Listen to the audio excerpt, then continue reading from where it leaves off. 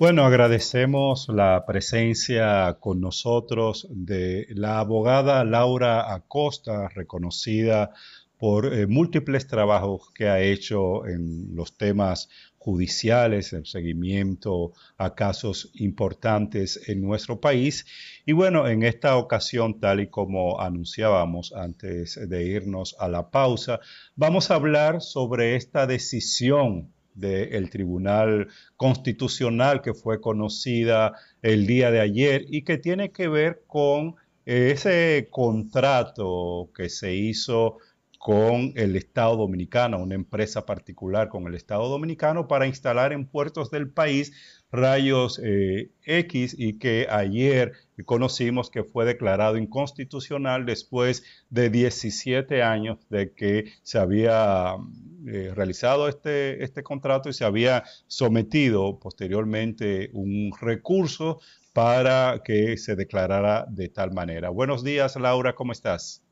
Buenos días, ¿cómo están? Muy bien, muy Bien, bien. De bueno, entrada, Laura, se- quisiéramos conocer eh, tu valoración, tu opinión sobre esta decisión tomada el día de ayer, bueno, conocida el día de ayer, pero tomada ya por el Tribunal Constitucional después de tanto tiempo. Bueno, primero es una noticia positiva porque desde hace muchos años, desde que esa resolución fue aprobada, a los pocos años, apenas en el año 2004, el entonces director general de aduanas, Miguel Coco, había alertado sobre la inconstitucionalidad de esta decisión y había remitido cartas al Senado, a la Cámara de Diputados, en fin. Asimismo, las principales organizaciones empresariales habían advertido de la inconstitucionalidad de esta decisión, de modo que es una decisión que viene a resolver un problema, una situación que se plantea desde hace 17 años y de la que nadie tenía duda. eh, Sí. exacto.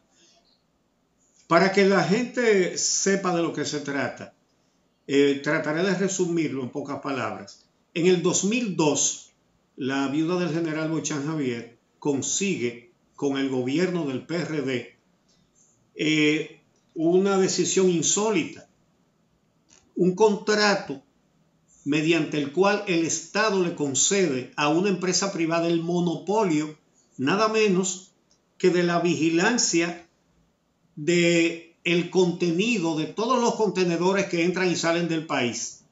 Es decir, una responsabilidad directa del Estado delegarla en una empresa privada, pero que además se constituye en monopolio cuando la Constitución solo admite monopolios si son del Estado.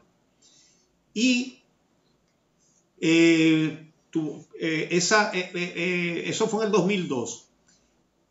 Cuando se le hace evidente que el presidente de entonces, Hipólito Mejía, va a perder por todo el desastre que hubo en la economía en el 2003, entonces buscan traspasarle ese contrato a uno que pudiera estar pegado en el gobierno que venía, que era el del PLD, y así lo hicieron.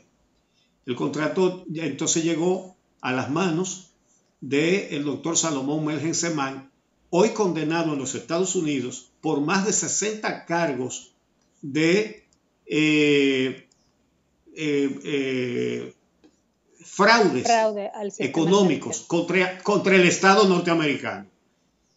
Y a pesar de lo claro que estaba todo eso, ha habido que esperar 17 años desde que eso se inició en el 2003 hasta este 2020. Entonces, Laura, esta sentencia es definitiva. Sí, claro, es definitiva, pero hay algo muy importante que hay que decir de la sentencia. La sentencia anula la resolución y declara inconstitucional y por tanto nula la resolución 18803 emitida en el 2003 por el Congreso Nacional para aprobar dicho contrato. Sin embargo, rechaza la solicitud de las organizaciones empresariales con respecto a la nulidad del contrato mismo, porque dice que no puede declarar inconstitucional un contrato porque la ley se lo impide. Sin embargo, dicha decisión tiene el voto disidente de la magistrada Alba Luisa Bert Marcos. Ustedes la recuerdan porque es la misma magistrada que falló el caso Bahía de las Águilas. Y la magistrada en su voto disidente dice que debió aplicarse el artículo 46 de la ley 137.11 y anular igualmente el contrato.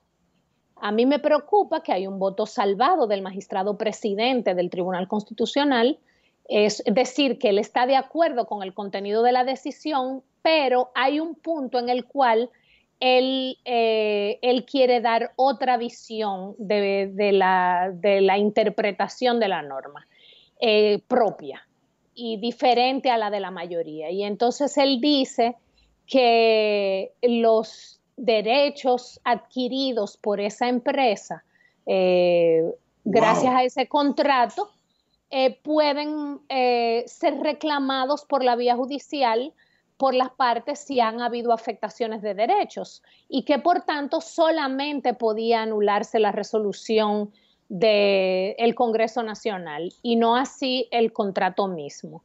Eso es para mí una preocupación, porque a pesar de que el hecho de que la resolución del Congreso ha sido declarada inconstitucional precisamente porque establece el contrato un monopolio, el hecho de que no exista, no hayan anulado igualmente, en virtud de lo que establece la propia magistrada Alba Luisa Verde en su voto disidente, el mismo contrato, podría abrirle la posibilidad a esa empresa de reclamar por la vía judicial cualquier otra cuestión. De hecho, ese contrato, con posterioridad a su firma, fue modificado y se le hizo una adenda en la cual se estableció que era la jurisdicción arbitral que tenía que conocer eso. Entonces, ahí entiendo yo que hay una cierta preocupación. Es una cuestión técnica y otro voto salvado de la magistrada Katia Miguelina Jiménez, pero su voto salvado tiene que ver con la legitimación del CONEP y de demás asociaciones empresariales es una cuestión meramente técnico de procesal constitucional, nada que cambie la decisión, ella está de acuerdo con la decisión en completo y la decisión establece que hay 2 votos salvados también de los magistrados Víctor Castellanos y Domingo Gil, sin embargo, no están en la decisión y por tanto no he podido leerlos. A mí sí me preocupó un poco el contenido del voto salvado del magistrado Ray Guevara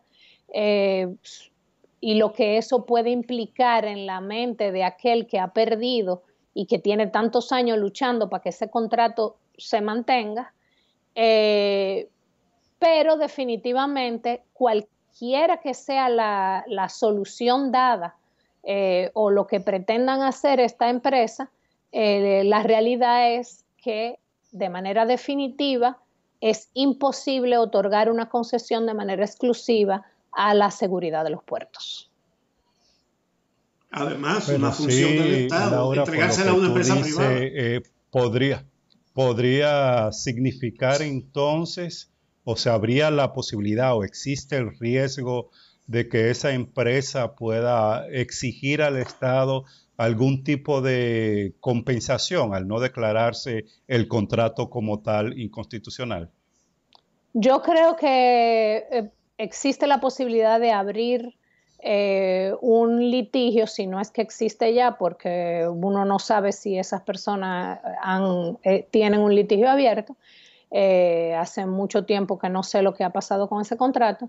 Pero sí existe esa posibilidad. Ahora bien, cualquier tribunal que esté apoderado de un litigio entre el Estado y esa empresa para dar algún tipo de compensación, establecerá que el contrato era inconstitucional porque establecía un monopolio. Ahora bien, el problema es que quien otorgó ese monopolio fue el propio Estado. Entonces, que el Estado diga, reclame ante los tribunales por su propia falta, porque hay un principio de continuidad del Estado, y aunque eso lo haya hecho otro gobierno por otras razones, eso no impide que el propio reclamante, tal y como dice en su voto salvado el magistrado Ray Guevara, se supone que el contratante contrata de buena fe. Ahora sabemos por ese contrato y por otros contratos anexos a ese contrato que ahí no hubo para nada buena fe.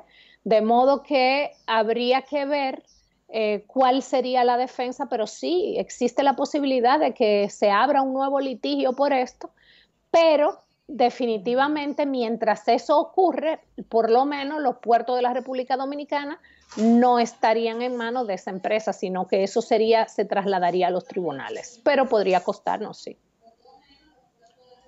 Bueno, la verdad es que ese voto del presidente del tribunal, cualquiera pudiera pensar que ha sido para quedar bien con alguien. Pero vamos a hablar del otro tema. ¿Cuál el reclamo que están haciendo grupos de abogados ahora para una reapertura de los tribunales, entre los cuales te encuentras tú? Sí, ¿De qué se trata esa?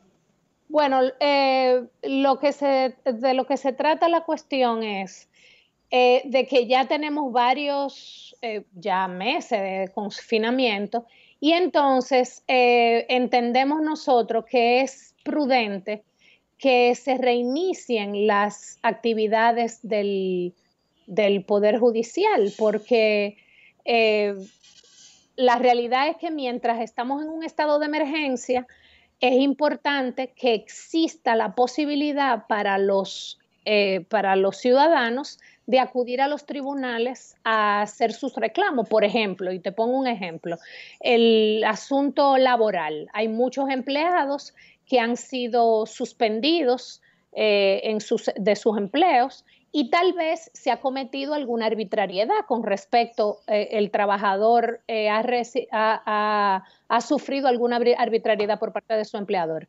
Ahora mismo la jurisdicción laboral no está abierta y por tanto ese empleado debe esperar a que abran los tribunales, es decir, que cese el estado de emergencia y probablemente ya cese esa arbitrariedad para poder reclamar ante los tribunales. Es decir, no recibe ese trabajador un amparo de la justicia en este estado de emergencia.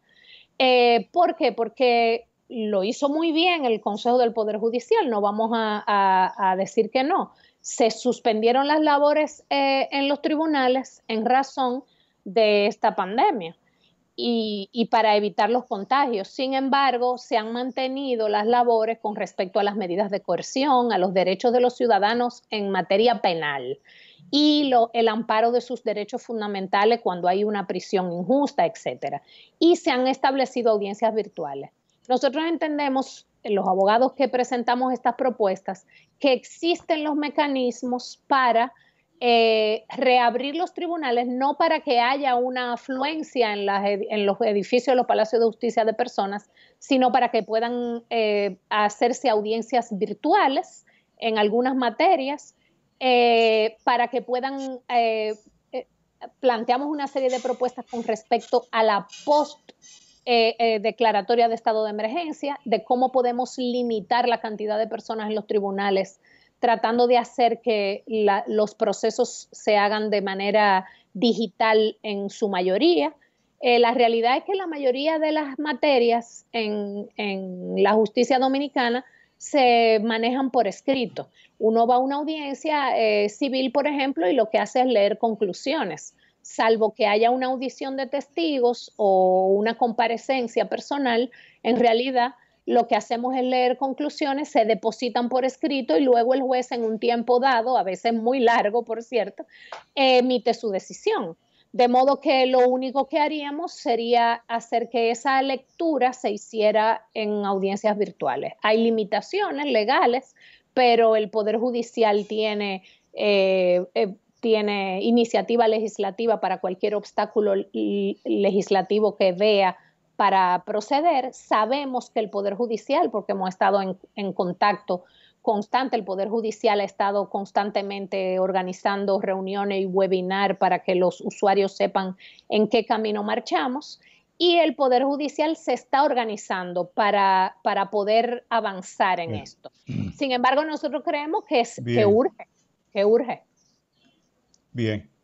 Bueno, Laura, pues ojalá que bien, pueda ser escuchado, que el Consejo del Poder Judicial pueda atender estas propuestas que ustedes están haciendo, porque obviamente esta situación que padece el país y el mundo del COVID-19 va para largo, va a seguir afectando y las instituciones tienen que buscar formas de seguir funcionando. Muchísimas gracias por tu participación, por tus siempre interesantes opiniones sobre estos temas de mucho interés para la población.